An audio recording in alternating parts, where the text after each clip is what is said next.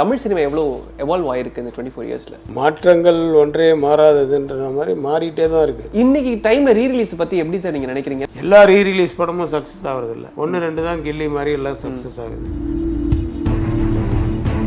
நீங்கள் இருக்கீங்க, இந்த கேள்வி உங்கள்கிட்ட கேட்குறேன். இப்போ இளையராஜா சார் வந்து தன்னுடைய பாடல்களுக்கான காப்பிரைட்ஸ் கேட்குறாரு. அது எப்படி கொடுத்தாங்க, எதனால் கொடுத்தாங்க, யாருடைய இன்ஃப்ளூயன்ஸ்னால அது ஆரம்பிச்சது, இதெல்லாம்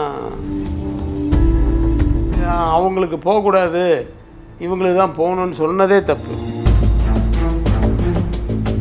ஹோட்டலில் சார் மியூசிக் ரைட்ஸுக்கு டிஜே வச்சுருக்கீங்க, அதில் நான் என்னுடைய சாங்ஸும் வருது, அப்போ எனக்கு எப்படி இருக்கும்? யார் கிரியேட் பண்ணாரோ அவங்களுக்கு தான் அதை போகணும் அப்படின்னா, அந்த சாங்கு கிரியேட் பண்ணது அவங்க தான், அந்த சுச்சுவேஷன் கிரியேட் பண்ணது யார், காசு கொடுத்து வாங்கினது யார், அப்போ ரைட்ஸ் அப்போ ரைட் ஹோல்டர்ஸ் யார், ப்ரொடியூசர். ஆடியோன்னும் போது அந்த ஆடியோ வர்றதுக்கு ப்ரொடியூசர் பணம் கொடுக்குறாரு, டைரக்டர் திங்க் பண்ணுறாரு, இல்லை லிரிக் ரைட்டர் திங்க் பண்ணுறாரு, இந்த 4 பேருக்கும் ஈக்குவலாக தானே கொடுக்கணும். அதுவே வந்து எனக்கு தப்பான விஷயமாக தான் தோணும்.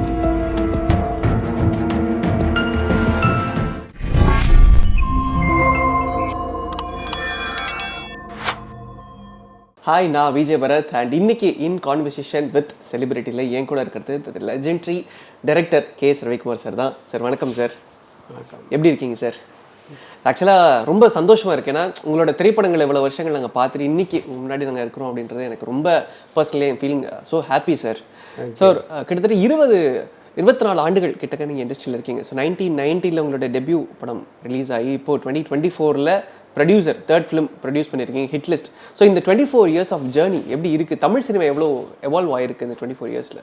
மாற்றங்கள் ஒன்றே மாறாததுன்ற மாதிரி மாறிட்டே தான் இருக்குது. தமிழ் சினிமா வந்து மாறிட்டே தான் இருக்குது. ஒரு காலகட்டத்துக்கு ஒரு மாதிரி இருந்தது. அது வந்து அது டெக்னிக்கல் வைஸும் மாறிட்டே தான் இருக்குது. ஏன்னா டிஜிட்டல் யுகமாக மாறிடுச்சு, எல்லாமே மாற்றங்கள் தான். இந்த மாற்றத்துக்கு ஏற்ற மாதிரி நம்ம கொஞ்சம் அதில் அடாப்ட் ஆகிட்டு நம்ம இருந்தால் ஃபீல்டில் இருப்போம். இப்போ கரண்ட்டாக தமிழ் சினிமாவில் வந்து ஒரு வாரத்துக்கு 8 to 10 படங்கள் ரிலீஸ் ஆகுது. ஸோ ஒரு ஃப்ரைடே வருது அப்படின்னா எந்த படத்துக்கு போகிறது அப்படின்னு தெரியறதில்ல. சைமல்டேனியஸாக மலையாளமும் உள்ள இப்போ ரிலீஸ் ஆகிறாங்க, தெலுங்கும் ரிலீஸ் ஆகிறாங்க. ஸோ ஒரு வாரத்துக்கே லிட்டரலி ஒரு 10 to 15 ஃபிலிம்ஸ் இருக்குது. பட் ஒரு பாயிண்ட்ல வந்து ஒரு படம் ரிலீஸ் ஆகுது அப்படின்னா அது ஒரு படம் ஒரு 250 நாள் 300 நாள் ஸ்ட்ரெச்சுக்கு போகணும். ஆனால் இன்னைக்கு ஒரு படத்தோட லைஃப் ஸ்பேனே தியேட்டரில் 7 to 10 நாள் தான் இருக்குது. ஸோ இதை பார்க்குறப்போ ஒரு இயக்குனராக எப்படி நீங்கள் பார்க்குறீங்க? இது வந்து ஹெல்தியாக இருக்கா சார்? இல்லை, அது வந்து காரணம் வந்து நிறைய அந்த பைரசி எல்லாம் வர ஆரம்பிச்சது இல்லையா, அதனால் வந்து பிரச்சனை தான் அது. ஆக்சுவலாக அப்போல்லாம் வந்து தெலுங்கில் தான் நிறைய தேட்டர்ஸ் போடுவாங்க, பெரிய ஆர்டிஸ்ட் படங்கள், நல்ல செலிப்ரிட்டிஸ் படங்கள் வந்து நிறைய தேட்டர்ஸில் போடுவாங்க. அது ஒரு வாரத்துக்கு மட்டும், மறுபடியும் 4 தேட்டர் தான் வரும். ஸோ தமிழ்லலாம் வந்து 3 தேட்டர் 4 தேட்டர் தான். ஒரு சிட்டின்னா 4 தேட்டர், டோட்டலாகவே 50 தேட்டருக்கு மேலே போட்டதே கிடையாது. நான் என்னுடைய படங்கள் எல்லாமே வந்து ஒரு 15 படம் 20 படம் அது கூட தான் வந்து ஹிட் ஆச்சு. என்னுடைய படம் தீபாவளிக்கு வந்த படங்களே கண்டினியூஸாக ஒரு 6 தீபாவளிக்கு என்னுடைய படங்கள் ஃபஸ்ட்டு 6 படங்கள் வெற்றி படங்கள், எல்லாம் சில்வர் ஜூப்ளி 100 days அந்த மாதிரி படங்கள்லாம். அப்போவும் நிறைய காம்படிஷன் இருந்தது, பட் அப்போ தேட்டர்ஸ் கம்மி, அதனால் இது நம்பர் ஆஃப் டேஸ் ஜாஸ்தியாக போச்சு. இப்போ வந்து நம்பர் ஆஃப் சென்டர்ஸ் ஜாஸ்தியாக்கிட்டாங்க. ஏன்னா ஒரு வாரம் கழிச்சு இப்போ உடனே ஒரே முதல் வாரத்திலேயே பைரசி வந்துட்டோன்னே அது டிக்கெட்டு கிடைக்கலன்னா ஒன்று பைரசியில் பார்த்துட்டு அவன் போயிடுறான். ஸோ தேட்டருக்கு ஆள் வரும், இந்த படத்தை பார்க்கறதுக்கு ஆள் வரலன்ட்டு தேட்டர்ஸ் நம்பர் ஆஃப் தேட்டர்ஸ் ஜாஸ்தி பண்ணாங்க. ஸோ நீ படம் பார்க்கும்போது பைரசியில் வந்து சுமாரான பிரிண்ட்டை பார்க்கறதுக்கு பக்கத்துலேயே தேட்டர் இருக்குது, தேட்டரில் டிக்கெட் கிடைக்குதுன்னும் போது அங்கே போய் பார்த்தா அந்த ப்ரொடியூசருக்கும் காசு வரும்னு சொல்லிட்டு ஆரம்பித்தது தான் இந்த ஸ்டைல். சார் இது ஒரு பக்கம் இருந்தாலும் ரீரிலீசஸ் நிறைய போயிட்டு இருக்கு. ஆக்சுவலாக உங்ககிட்டே கேட்டிருப்பாங்க உங்களோட படம் ரீரிலீஸ் கேட்டாங்க. ஆமாம். ஸோ இன்னைக்கு டைம்ல ரீரிலீஸ் பற்றி எப்படி சார் நீங்கள் நினைக்கிறீங்க? ஏன்னா தமிழில் படங்கள் இல்லைன்ற படங்களை ரீரிலீஸ் பண்ணக்கூடாதுன்னு சொல்கிறதுக்கு நம்ம யார்? அவங்ககிட்ட கண்டென்ட் இருக்குது. அந்த ப்ரொடியூசர் எந்த காலத்துலேயோ அவன் சம்பாரிச்சானோ சம்பாதிக்கலையோ பேர் வந்ததோ பேர் வரலையோ அவங்ககிட்ட ரீரிலீஸ் பண்ணணும்னு ஆசைப்பட்டாங்கன்னா அவங்க பண்ண போகிறாங்க. எல்லா ரீரிலீஸ் படமும் சக்ஸஸ் ஆகிறதில்ல. கண்டிப்பாக 1-2 தான் கில்லி மாதிரி எல்லாம் சக்ஸஸ் ஆகுது. அது வந்து அந்த ட்ரெண்ட், அந்த கேப்பு அந்த மாதிரி நேரத்தில் கரெக்டாக விட்டதுனால வந்தது. ஸோ கேப்பில் விட்டால் தான் ரீரிலீஸ் படம் கூட போகும். இல்லைனா ஒரு வாரம் மேக்ஸிமம், இல்லைன்னா 4 நாள் சாட்டர்டே சண்டேஸில் மட்டும் போகும் சில படங்கள். அது மாதிரி பெரிய ஆர்டிஸ்ட் படங்கள் ரீரிலீஸ் பண்ணுறாங்க. அவங்களுக்கு வர கலெக்ஷனை நம்ம அவன் ப்ரொடியூசர், அந்த படத்தினுடைய முதலாளி, அந்த முதலாளி அவனுடைய சரக்கை வந்து விற்கக்கூடாதுன்னு சொல்கிறதுக்கு நம்ம யார்? அது ஏன்னா தேட்டர்லேயும் டிக்கெட்டு குறைச்சி கொடுக்குறாங்க அந்த மாதிரி ரிலீஸ் படத்துக்கு. ஸோ அப்போ இன்னும் ஜனங்க ஜாஸ்தியாக வருது. யூத்துக்கெல்லாம் பிடிக்கிற மாதிரி படங்கள் கில்லியெல்லாம் வந்து அவங்க பேக்கெட் மணியில் தானே வந்து பார்க்குறாங்க. அவங்கெல்லாம் சம்பாதிக்காத போது பேக்கெட் மணிலையும் இல்லை கம்மியாக சம்பாதிக்கிறவங்க அதெல்லாம் வந்து அவங்க அஃபோர்டபுளாக இருக்குது. அதனால் வந்து அவங்க வந்து பார்க்குறாங்க, அது ஹிட் ஆகுது. அதை தடுக்கிறதுக்கு நமக்கு உரிமையும் கிடையாது, அது தேவையும் இல்லை. ஏன்னா இப்போ பெரிய ஆர்டிஸ்ட் வரும்போது படங்கள் வரும்போது ரீரிலீஸ் எல்லாம் பண்ண மாட்டாங்க. அவங்களுக்கே தெரியும் அது அங்கே தான் போவாங்க, இங்கே பண்ண இங்கே வரமாட்டாங்கன்ட்டு. ஸோ கேப்பில் இந்த மாதிரி இப்போ இந்த 2 வாரத்துக்கு படமே இல்லைப்பா அப்படின்னு தேட்டரில் நிற்கும் போது இதெல்லாம் ரெடியாக வச்சுக்கிட்டு ஒரு படமாக எதாவது போட்டு, ஏன்னா தேட்டரும் வந்து ஓடணும் இல்லையா, தேட்டர்லேயும் வந்து அவன் வியாபாரம் பண்ணணும், அவனுக்கு கரண்ட் சார்ஜு, சேலரிஸு, அப்புறமா அவனோட கேன்டீன்னு, அவனுடைய இது அந்த பார்க்கிங்கு, இதெல்லாம் வந்து ஏதாவது போகணுன்னா போகணும்.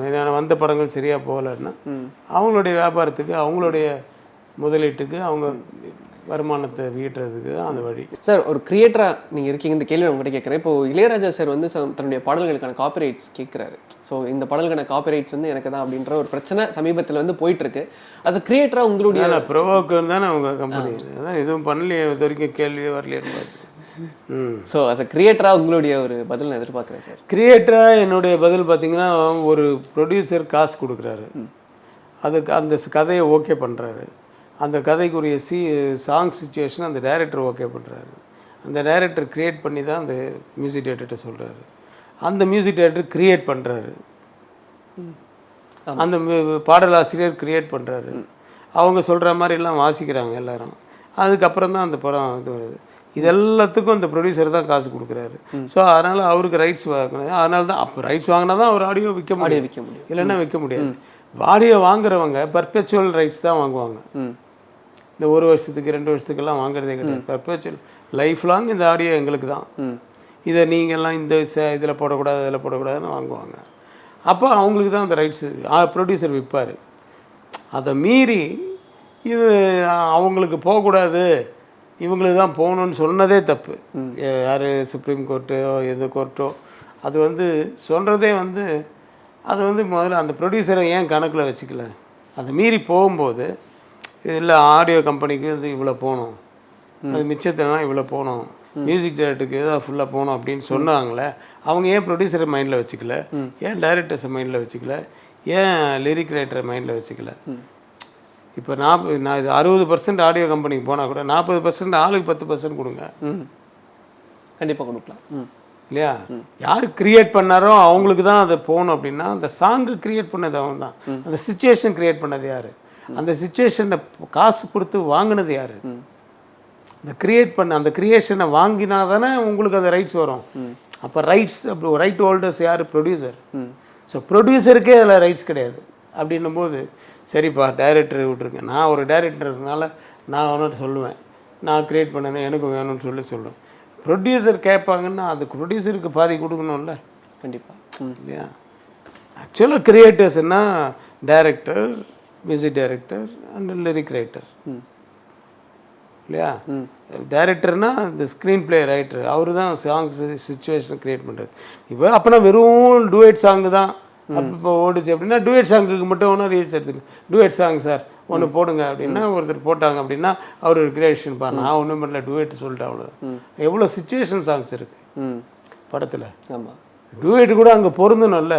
சும்மானா வந்து ஒரு இடத்துல போய் டூயட் போட்டால் அவன் எழுந்து போயிடுவான், சாங் பெருசாக ஹிட் ஆகுது. இப்போ விடுகதையா சாங்கே ஒரு சிச்சுவேஷன் சாங் முத்துல நம்ம வச்சிருக்கோம் நிறைய. இப்போ ஒருவன் முதலாளி வந்து நீங்கள் வந்து ஒரு இன்ட்ரோடக்ஷன் சாங் அப்படின்னு மட்டும் சொல்லிட முடியாது. அதுக்கு எவ்வளோ ஷார்ட்ஸ் எடுக்கிறோம், அது எவ்வளோ இது பண்ணுறோம், அதெல்லாம் கிரியேட் பண்ணுறது யார். அந்த சாங் மட்டமாக எடுத்திருந்தா அது தேட்டர்லேயே போயிருக்காது. அது எவ்வளோ ஷார்ட்ஸ் எடுக்கிறோம், எவ்வளோ டான்ஸ் மாஸ்டர் வச்சு இந்த பிஜிஎம், இந்த டான்ஸ் மாஸ்டர் இந்த பிஜிஎம், அந்த டான்ஸர்ஸ் வச்சுக்க அது வந்து அப்போ பொங்கல் பண்ணு, அவங்க எல்லாருக்கும் ஊட்டுற மாதிரி பண்ணு, ஏதாவது ஒன்று பண்ணணும் அந்த மியூசிக்கில் அப்படின்னு திங்க் பண்ணி தானே ஒரு சாங் எடுக்கிறோம். அப்போ எவ்வளோ க்ரியேஷன் அதில் உள்ள இல்லை, டான்ஸ் மாஸ்டர் இருக்கு, அவரோட க்ரியேஷன் இருக்கு. அது ஆனால் அது விற்கதான் விற்கல, ஏன்னா ஆடியோ தானே, இது விஷுவல் விற்கலையே, ஆடியோ தானே. ஆடியோன்னும் போது அந்த ஆடியோ வர்றதுக்கு ப்ரொடியூசர் பணம் கொடுக்குறாரு, டைரக்டர் திங்க் பண்ணுறாரு, லிரிக் ரைட்டர் திங்க் பண்ணுறாரு இல்லையா, அப்போது என்ன 4 பேருக்கு ஈக்குவலாக தானே கொடுக்கணும். அதுவே வந்து எனக்கு தப்பான விஷயமா தான் தோணுது. அது எப்படி கொடுத்தாங்க, எதனால் கொடுத்தாங்க, யாருடைய இன்ஃப்ளூயன்ஸ்னால அது ஆரம்பிச்சது, இதெல்லாம் இப்போ நானே என் பொண்ணுக்கு ஃபங்க்ஷனுக்கு நான் வந்து ஒரு டிஜே புக் பண்ணேன். ஒரு 5 ஸ்டார் ஹோட்டலில் ஒரு பார்ட்டி கெட் டுகெதர் சங்கீத்துன்னு வச்சோம். அந்த டிஜேக்கு வந்து 35,000 ரூபாய் பணம் கட்டணுன்ட்டு அவங்க சொல்கிறாங்க. டிஜே இல்லை, அந்த ஹோட்டலில் சார் மியூசிக் ரைட்ஸுக்கு டிஜே வச்சுருக்கீங்க, அதில் நான் என்னுடைய சாங்ஸும் வருது. அப்போ எனக்கு எப்படி இருக்கும், என்னோட ஏஆர் ரஹ்மான் சாங்ஸ் வருது, தேவா சாங்ஸ் வருது, இளையராஜா சாங்ஸ் வருது. நான் பண்ணுறதுனால அவங்க வாண்டடாக அதெல்லாம் வேறு நிறைய போடுறாங்க, ப்ளே பண்ணுறாங்க. என்னுடைய சாங்ஸுக்கே நானே ரைட்ஸு அது ஒரு காசு கொடுத்தது 35,000 ரூபா 25,000 ரூபா அது கொடுத்து அந்த அந்த சர்டிஃபிகேட் இருந்தால் தான் அந்த ஹோட்டல்லே அலோவ் பண்ணுறான். Okay sir. அந்த அது வரலன்னா அந்த ஹோட்டலில் வந்து இது கிடையாது. அப்போ அது வந்து எப்படி இருக்கும்? அப்போ இந்த ரோட்லலாம் இவ்வளோ கல்யாண ஃபங்க்ஷன்லாம் போடுறாங்க, இப்போ அதுக்கெல்லாம் போய் நம்ம ராயல்ட்டி கேட்குறோம். அது போய் ராயல்ட்டி கேட்குறாங்கன்னு நினைக்கிறேன். ஏன்னா வெளியில் கல்யாணம் இதுக்கு இப்போ இது பண்ணுறான்னா அவன் காசு வாங்குறான்ல, அதில் கொஞ்சம் கொடு அப்படின்ற மாதிரி கேட்குறாங்கன்றாங்க. பட் இதெல்லாம் போனால் பெருசாக போயிட்டே இருக்கும். அது வந்து பட் யாருக்கு ரைட்ஸ் போகணுன்ட்டு முடிவு பண்ண வேண்டியது வந்து அது எப்போ கோர்ட்டுக்கு போச்சோ அப்போ நீதிபதி தான் முடிவு பண்ணணும். அது வந்து அப்போ வந்து அந்த மியூசிக்கை பற்றி யார் பெருசாக சொல்லி இது பண்ணாங்களோ அவங்க ஜெயிச்சிட்டாங்க. அதனால் வந்து அவங்களுக்கு போயிட்டுருக்கு. Okay okay. பட் மறுபடியும் இப்போ என்னமோ கேஸ் நடக்குதுன்னு நினைக்கிறேன். யாருக்கு வருதோ பட் கண்டிப்பாக ப்ரொடியூசர்ஸுக்கு வரணும். ஓகே, ப்ரொடியூசருக்கு வரணும். நான் கிரியேட் பண்ணால் கூட அந்த கதையை ஒத்துக்கிட்டு நீ காசு செலவு பண்ணுறல்ல, என்னை நம்பி எவ்வளோ கோடிகள் செலவு பண்ணுறீங்க, அது லாஸ் ஆச்சுன்னா அவனுக்கு தானே கண்டிப்பாக இல்லையா? அப்படி இருக்கும்போது ரைட்ஸ் வந்து ப்ரொடியூசர் கிடையாதுன்னு சொல்கிறது தப்பாக தெரியுது. ஃபஸ்ட்டு ப்ரொடியூசர், அப்புறம் மியூசிக் டைரக்டர், அப்புறமா டைரக்டர், அப்புறமா லிரிக் இப்படின்னு இந்த வரிசையில் வரணும். Okay sir. ஸோ ஃபைனலி இப்போ ஹிட்லிஸ்ட் படம் வந்து தேட்டரில் ரிலீஸ் ஆக போகுது. ஸோ அஸ் அ ப்ரொடியூசராக நீங்கள் வந்து பார்க்கக்கூடிய ஆடியன்ஸ்க்கு சொல்லணும்னு நினைக்கிற ஒரு விஷயம் சார். அதாவது ஒரு யூஸ்வலான படமாக இருக்காது. அப்படி நுனி சீட்டில் உட்காந்து பார்க்குற படம்னு நம்ம கேள்விப்பட்டிருக்கோம் இல்லை, சில சீன்ஸ் எல்லாம். இது கிட்டத்தட்ட ஃபர்ஸ்ட் ஹாஃப் அப்படி இருக்கும், செகண்ட் ஹாஃபில் கூட பாதி இடம் அப்படி இருக்கும், அப்புறமா தான் ஒரு ரிசல்ட் சொல்லுவோம். ஓகே அது ஸோ அப்படி ஒரு எங்கேஜிங்காக ஆடியன்ஸை வச்சுக்கக்கூடிய ஒரு கதை இது, ஒரு படம். அது இல்லாமல் வந்து தேவையில்லாத சாங்கு, தேவையில்லாத ஃபைட்ஸ் அதெல்லாம் இருக்கவே இருக்காது. அட்ரா அவனை அப்படின்னு ஆடியன்ஸை சொல்கிற அளவுக்கு தான் ஃபைட் இருக்கும். ஓகே, அந்த மாதிரி இருக்கும். ஸோ சீன்ஸும் அதே மாதிரி தான். நல்ல ஒரு ஃபேமிலி சென்டிமெண்ட் இருக்குது, ஆக்ஷன் இருக்குது, ஒரு சஸ்பென்ஸ் இருக்குது, எல்லாமே இருக்கக்கூடிய ஒரு படம். தேங்க்யூ ஸோ மச் சார் உங்களுடைய ஒண்டர்ஃபுல் டைமுக்கு. கண்டிப்பாக ஹிட்லிஸ்ட் படம் வேற லெவலில் வெற்றி பெறும். ஏன்னா இன்றைக்கி ஆடியன்ஸுக்கு பெரிய தேவை இருக்குது படம் சார்ந்து. ஸோ கண்டிப்பாக ஹிட்லிஸ்ட் அதை பூர்த்தி பண்ணணும் நம்புறேன். Thank you sir. Thank you very much.